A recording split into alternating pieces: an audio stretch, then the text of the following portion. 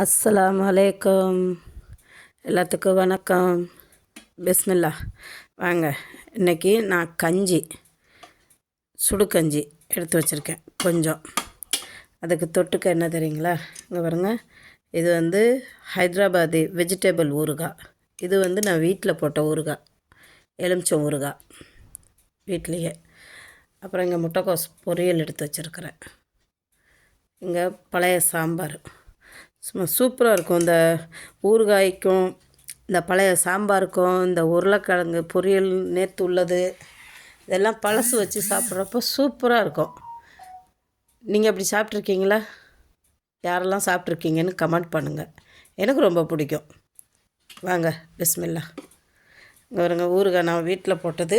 நான் ஊறுகாய் எப்படி போடணுன்றது கூட நான் போட்டிருக்கிறேன், என்னோடய சேனலில் இருக்குது.